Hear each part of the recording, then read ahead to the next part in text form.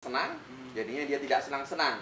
Yang tadi dia mau recommended Lombok, dia tidak jadi merecommended Lombok. Yang tadi ratingnya mau jadi 5, jadinya dia jadi 1,5 mungkin nanti ratingnya.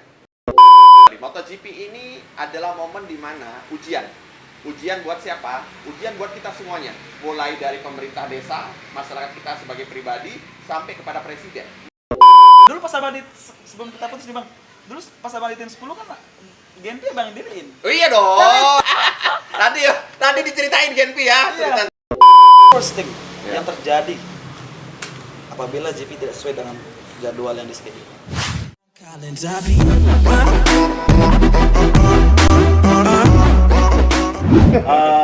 Reza Laki bersama seorang yang sangat luar biasa, sangat menginspiratif, anak muda Mataram, NTB tepatnya. Bang Taufan. Alhamdulillah. Bang Taufan Ramadi. Oh, Salam corona. Auranya udah beda sekali Bang Taufan. Bang Taufan, ini Ya. pertama kali kita ngobrol. Enggak, kemarin sudah ngobrol juga. Ya, terus. Ini anaknya Taufan Ramadi, dia walaupun sudah di kancah nasional, gitu loh. Iya, gitu alhamdulillah. Tapi masih Masya Allah. masih enak diajak ngobrol kayak begini, chill, santai gitu kan. Di rumah beliau di sini di Jalan Pelikan. Alhamdulillah. Sekaligus restoran yang Ya, beliau betul. dirikan sudah lama Bang ya. Ya, betul. Betul. Ini restoran Taliwang Murad, Iya. di mana sejak tahun 87 berdiri. Iya. Jadi almarhum Mbah saya itu pencipta Wow. ayam Taliwang Murad. Wah. Yang terkenal itu. Luar biasa. Ini vibes-nya luar biasa. Tapi by the way, ngomong-ngomong soal taliwang ya Bang ya. Ini kan sudah banyak orang-orang yang mulai mencoba meniru resep, bahkan mencoba membuat brand baru tapi menamakan taliwang. Ya. Itu bagaimana Bang? Mereka KW. KW. KW dong. Kita original, Bro. Original. Nah, artinya gini. Oke. Semua gini. Iya. Pesan daripada ayah almarhum daripada Iya. nenek saya itu selalu mengatakan, pokoknya ayam taliwang ini harus memberikan manfaat sama semua Iya. orang.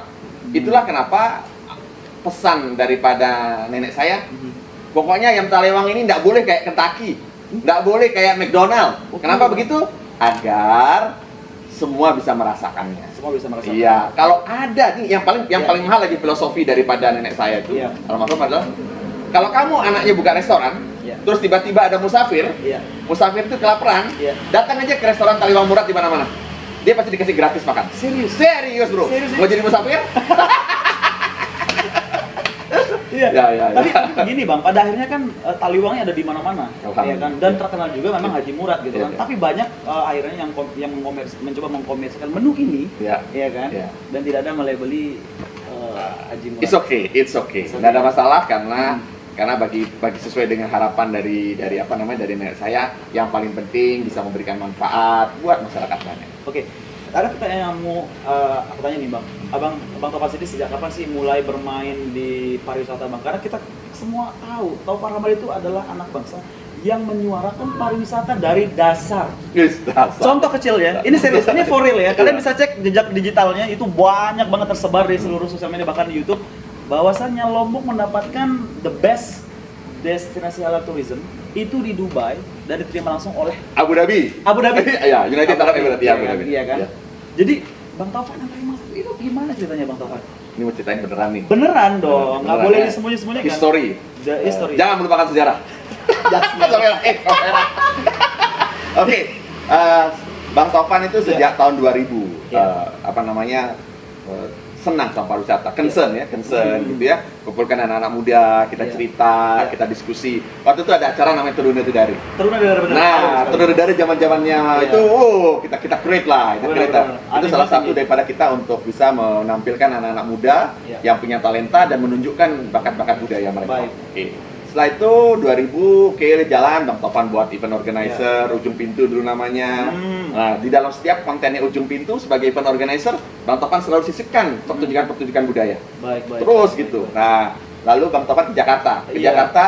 Bang Taufan bertemu sama Bang Sandi ya, cerita segala macam ya. Nah, di situ juga bicara tentang pariwisata. Oke. Nah, akhirnya suatu hari Bang Taufan terpanggil Iya. gitu, tiba-tiba Pak Gubernur pada saat itu TGB, kita diskusi banyak tentang pariwisata, akhirnya Bang Taufan balik pulang Kemudian beliau menunjuk Bang Tovan sebagai Ketua Badan Promosi Pariwisata Daerah Nusa Tenggara Barat pada saat itu. Benar. Paling muda ya. Dan di luar pemerintahan itu. No, ya betul, di luar pemerintahan. Kita swasta, jadi badan itu memang isinya ada anak-anak orang-orang swasta Betul. yang mengabdikan dirinya untuk pariwisata. Iya. Ditunjuk oleh Pak Gubernur pada saat itu. Benar.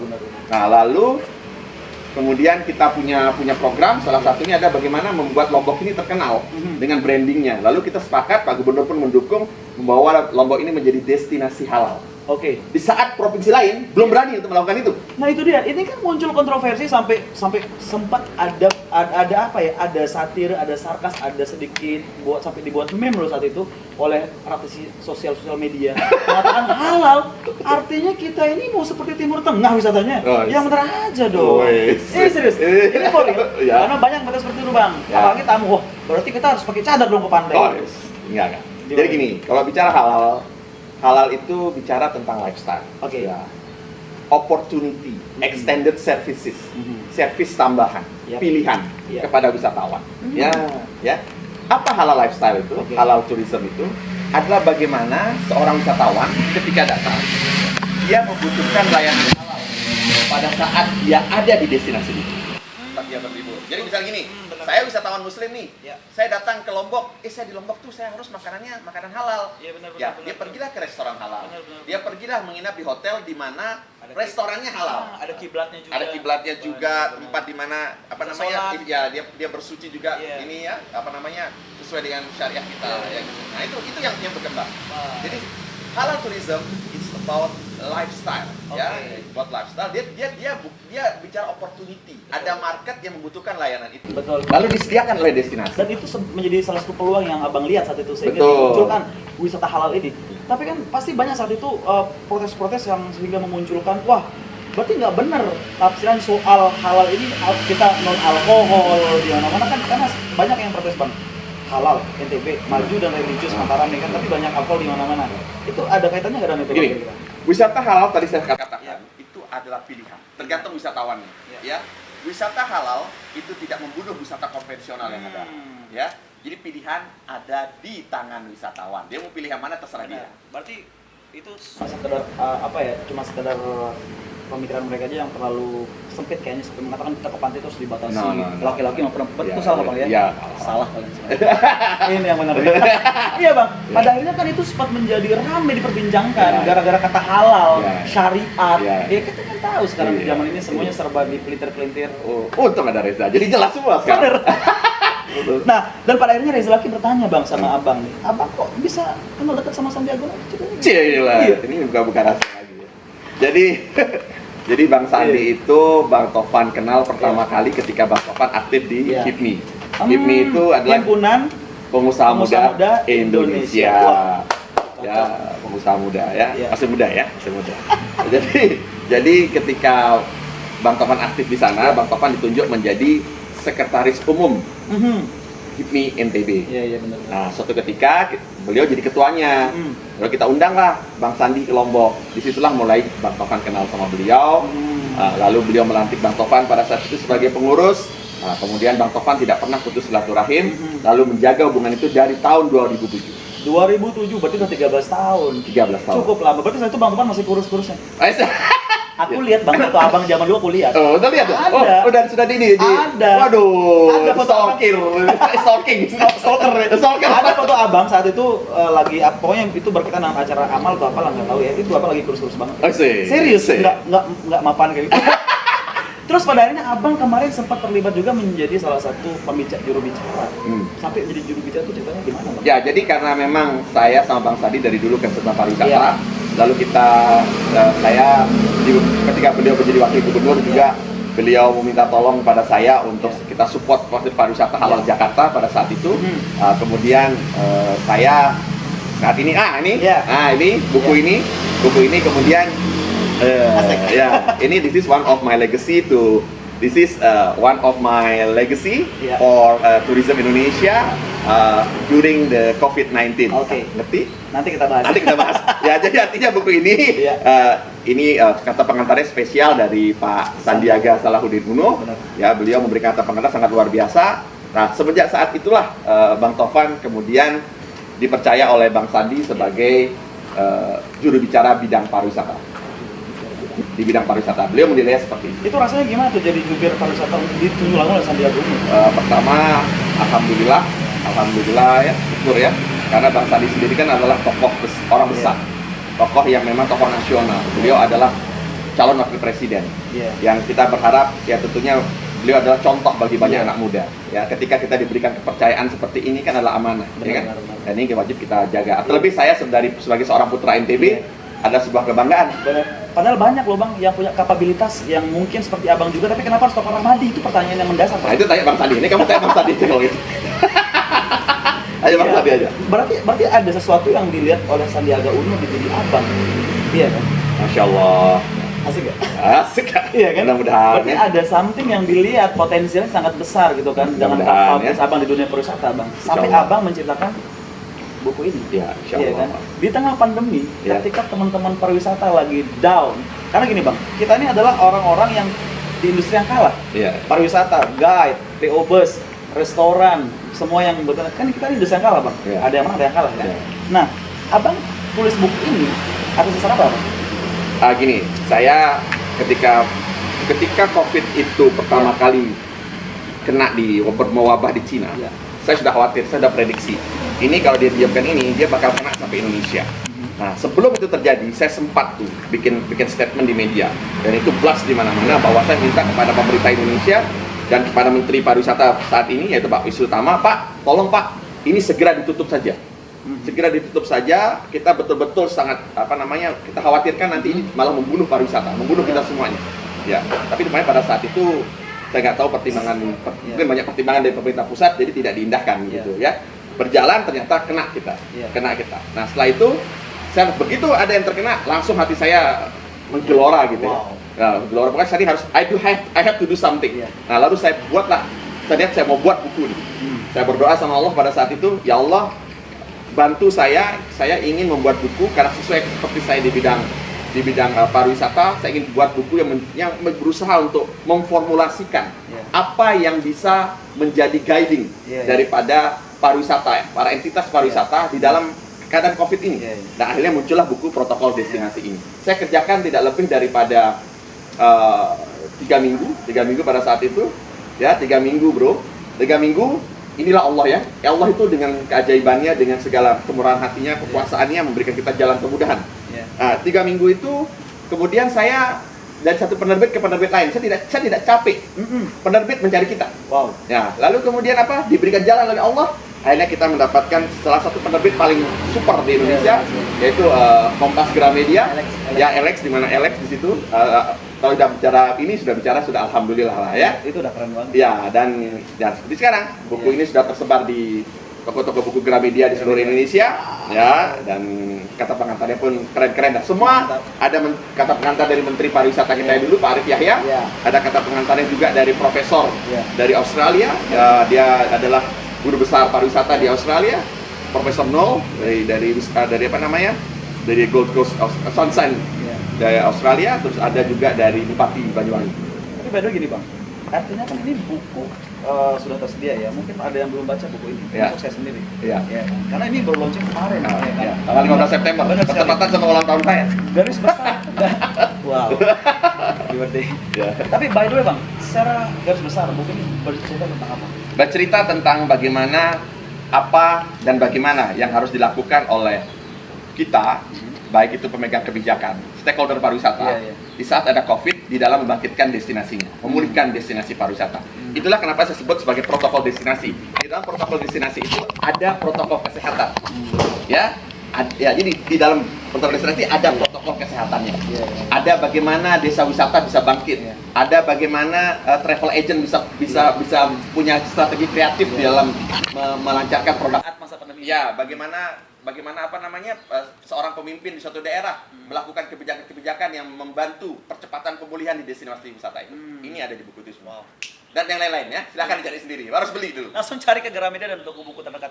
Tapi by the way gini Bang, aku pernah baca di salah satu berita, portal berita cukup terkenal, Liputan 6 ya. Nanti mungkin itu tahun 2018 atau 2019 ya, yang mengatakan bahwasanya anak putra daerah NTB itu harusnya layak menjadi salah satu menteri kabinet ini. Dan di antara kelima nama itu, Abang bertiga Bang. Tapi Masya Allah. bukan tanpa dasar ya, bukan tanpa dasar. Kenapa di berita itu dituliskan harusnya ada anak putra daerah NTB yang menjadi menteri pariwisata, iya kan? Tanpa dasar. Kenapa? Karena kita ini memang orang basic pariwisata kan bang, dan kita dikatakan elit lagi pariwisatanya bang, ya nggak sih dengan keindahan alam kita. Abang nomor 3 saat itu bang, serius setelah Fahri Hamzah kalau nggak salah, iya kan?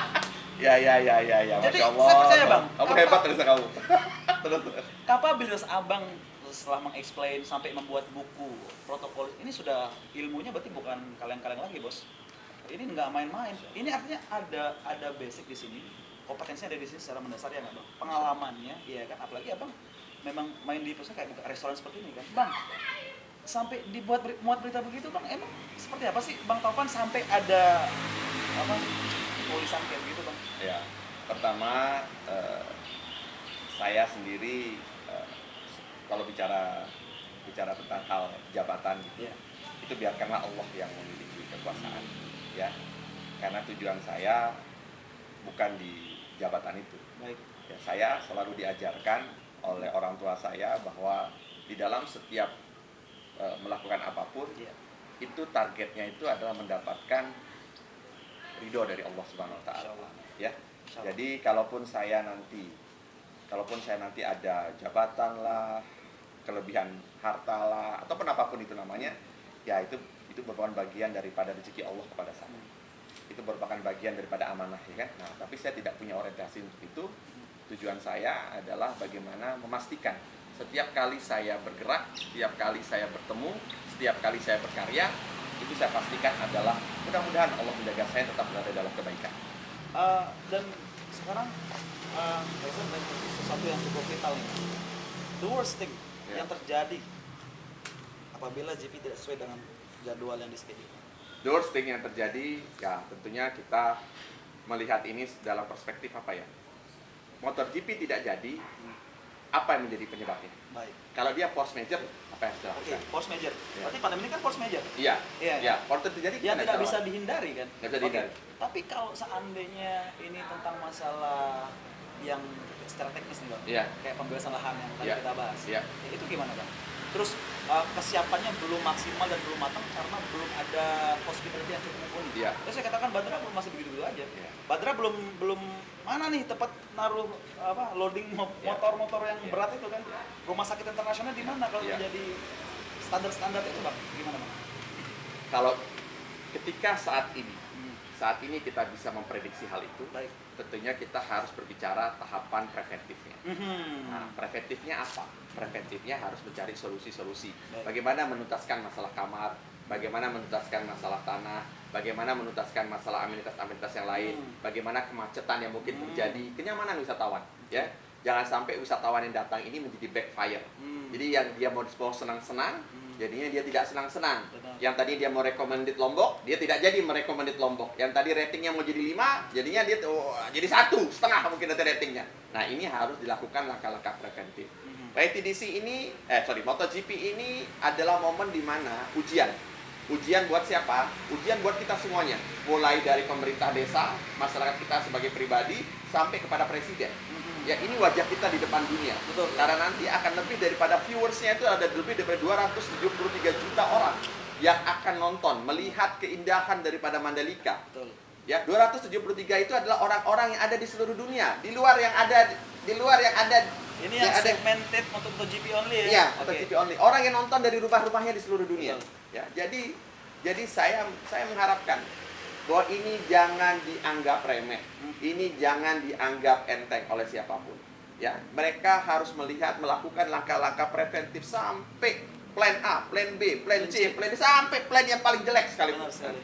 Ya, kalau itu sampai nanti terjadi jangan sampai nyesel kemudian. Benar, kan kita harus tahu probabilitasnya kan. Ya, Kemungkinan hal yang membuat Ya. ini gagal kan pasti Ya, ada bang. ya. Apalagi kita lihat sekarang sudah benar-benar masyarakat tuh udah kayak udah mulai pesimis masyarakat loh bang ya. Ya. Kalau orang pusat mungkin optimis dengan Ya. apa yang mereka sudah lempar ke bawah kan. Tapi orang-orang sekitar loh bang, orang sekitar Lombok terutama nih kalau kita lihat di komentar berita Ya, gitu ya. kan. Pesimisnya tinggi banget bang. Iya, betul. Takutan Ya. tuh terjadi takutnya begitu gitu. Ya. Ini ya artinya Reza dengan podcast yang ada sekarang ini, dengan acara ini, ya kita berharap ya, Benar. kita berharap kita gedor pemerintah. Betul. Pemerintah semua stakeholder, yuk Iya. kita bareng-bareng kita pikirkan ini masalah ini, ya kita cari solusinya sama-sama agar tidak terjadi hal-hal yang tidak diinginkan pada saat MotoGP itu. Nah, kayaknya harus disupport di Komisi 10 nih. Amin nggak? Masya Allah. Oh iya, karena secara real ya, ini real life sekali kita bicara soal kita nggak ngarang-ngarang, kita nggak mau peres ya. Karena buku-buku yang sudah ditulis, satu buku yang ditulis ini sangat luar biasa. Ini kalau bukan orang yang benar-benar pada bidangnya, tidak mampu menulis seperti ini, Bos. Ini beda dari yang lain. Makanya itu yang membuat kayaknya kita harus ngobrol banyak, Bang Tovan. Benar nggak sih? Insya Allah. Tapi sampai ke nasional begitu, Bang, belum pernah ada lagi yang menawarkan untuk menjadi proyek pariwisata? Oh, saya saat ini saya alhamdulillah gitu ya, saya banyak diminta menjadi narasumber dari kawan-kawan yang saat ini lagi sedang berjuang untuk meraih disertasi doktoralnya. Ya, saya banyak menjadi teman diskusi mereka gitu dari berbagai universitas di Indonesia dan di luar negeri. Satu, yang kedua saya sendiri diminta oleh beberapa kawan yang saat ini menjadi anggota dewan untuk memberikan pendampingan mereka pada saat di komisi mereka masing-masing. Terus yang ketiga, saat ini saya bersama Bang Sandi sedang merancang program pariwisata. Ya, program pariwisata yang bergerak mandiri dan kolaborasi Bang Sandi dengan saya, dalam hal ini temannya wisatawan untuk bisa sebagai apa ya, kontribusi kepada pariwisata Indonesia. Tunggu saja tanggal mainnya. Asik. Tapi itu bisa dibocorin apa? Sedikit aja. Itu tentang apa tuh? Karena Nanti. kemarin pas di Zoom-nya Bang Sandi di video cuplikan yang Abang kirim 1 menit itu, penasaran juga. Karena kalau udah Sandi ngomong itu pasti ada akan terlihatnya kan agak banyak presentasinya gitu loh. Kalian melihat blogger ada.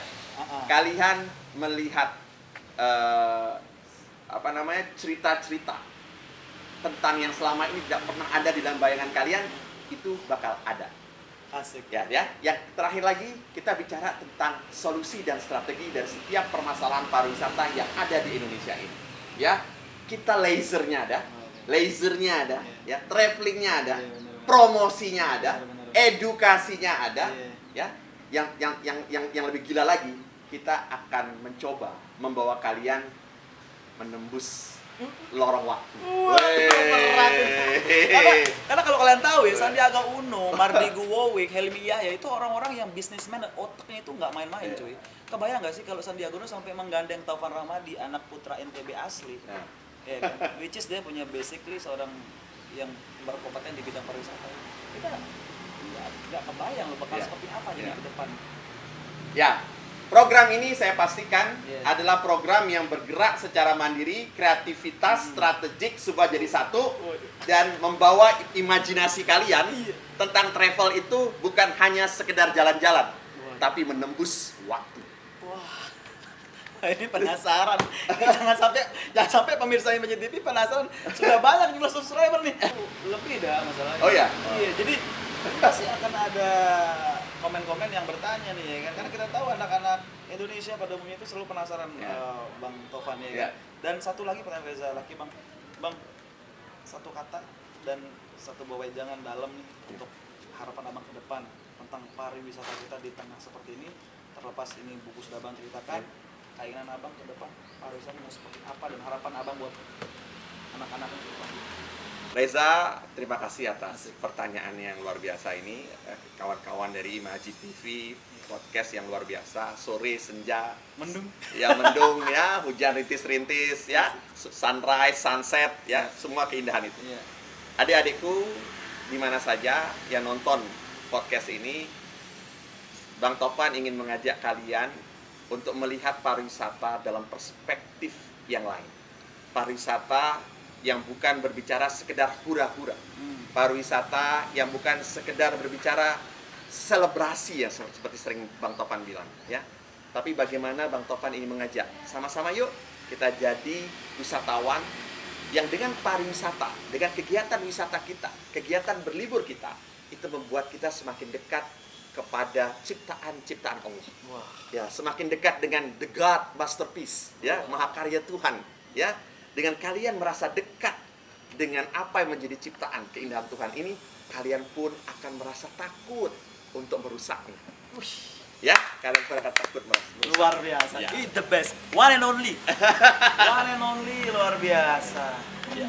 Keren juga, Bang. Ya, harus kayak begitu. That's one of my big mission in tourism. Wah, nah, aduh. Dan saya sekarang akhirnya mindset saya berubah soal Bang Taufan nih. Kayaknya bener kita harus support Abang dalam sistem agar bisa merubah sistem. Masya Allah. Serius. Mudah-mudahan, Loh, mudah-mudahan. kalau tidak ada agen perubahan, siapa lagi kan begitu, Bang? Serius. Jadi seperti yang Abang katakan tadi, NTB tidak punya perwakilan di parlemen Ya. untuk yang pariwisata kan. Ya, ya. Artinya kan siapa yang perjuangkan kita ke depan kalau seperti ini, Bang? Iya kan? Makanya kita bersama-sama, Bang. Ya, artinya gini, adik-adikku, Reza, target saya bukan jabatan. Dimanapun nanti Allah menakdirkan saya untuk berkarya, ya saya akan jalankan itu yang terbaik. Dia tidak mesti harus di dewan sebagai Betul. legislatif, ya. Dia tidak mesti harus di titik mana. Nggak apa. Pokoknya, for me, tourism forever. Tourism forever. Iya. In your blood, right? In my blood, my middle name, Taufan Pariwisata Rahmadi. Ya, that's my middle name, oke? Oke, ini informasi buat teman-teman semuanya, buat kalian semua yang ada di Maju TV ya. Kalian bisa dapatkan buku ini diproduksi langsung oleh Alex Media Kupetindo, langsung di Gramedia di seluruh kota kalian, gitu Bang ya? Ya, betul. Sudah dicetak berapa eksemplar nih? Tanya Gramedia, saya boleh tanya. Wah, ini banyak banget dan kalau kalian bisa lihat ya, itu kata pengantarnya langsung disampaikan oleh Sandiaga Salahuddin Uno, sahabat langsung dari Bang Taufan. Gila. Terus Insya Allah, ya. Alhamdulillah, ya. Bang, aku lega ngomong sama Bang. Oke, Jadi siap. aku ada bayangan ke depan seperti apa. Ya. Bagaimana bersyukur itu yang sangat penting sekali di Ya. obrolan ini ya. Dan Abang cukup visioner, sangat visioner dan ini harus ditiru oleh anak-anak muda NTB. This is for real. Amin it. Ini benar-benar. We have to be proud. Of course, we Ya. have to. Jadi anak Lombok nggak boleh minder, Iya. anak NTB nggak boleh minder, Iya. ya nggak boleh itu. Dan- Jadi anak Lombok dendek minder, ya jadi harus kamu berani berjuang, ya. Iya. Ya. Dulu pas Abang sebelum kita putus nih Bang. Dulu pas Abang di 10 kan Genpi Abang yang diriin. Oh iya dong. Nah, itu salah satu anggotanya. Tadi diceritain Genpi ya, cerita seksual. Tapi kata teman saya ini host yang tidak mau host karena tidak ada manpower. Dia ex Genpi sekarang. Bang. Entah kenapa, mungkin apa Genpi sudah berubah karena tidak Bang Taufan. Iya, ya. Jadi saya sejak saya resign dari itu sudah tidak berada dalam menu saya. Ya, karena gini, tidak boleh ada dua matahari di satu Iya, bidang. benar sekali. Iya. Perebutan dong. Oh ya, jadi dulu saya ketika membawa Genpi itu berdasarkan kasus keberhasilan success story di Lombok. Saya bentuk namanya Relawan Wonderful Lombok Sumbawa. Nah, oke, berhasil. Kemudian saya presentasikan ini di Jakarta di Kementerian Pariwisata dengan nama Genpi, Generasi Pesona Indonesia. Wow, nggak kaleng-kaleng. Iya. Udah di nasional. Jadi satu portfolio yang bagus juga buat Reza lagi nih, buat kalian semua biar tahu udah ngobrol sama Taufan Rahmadi. Keren nggak? Ya, mudah. Bang Taufan, such an honor. Thank you so much sudah ngobrol di podcast ini. Yuk. Kita berapa ke depan dengan semua apa yang Abang cita-citakan bisa terrealisasikan. Amin. Amin, thank God. Oke, kalau gitu thank you sekali buat kalian semua yang sudah subscribe NJB TV. Don't forget to like, comment, and subscribe. Dan jangan lupa share video ini sebanyak-banyaknya biar mereka sadar bahwasanya ada putra daerah NTB yang hebat. Dia juga hebat. Itu hebat tuh hostku. Terima kasih sudah menonton video ini. Jangan lupa tekan tombol subscribe untuk menunjukkan dukungan kamu terhadap channel ini.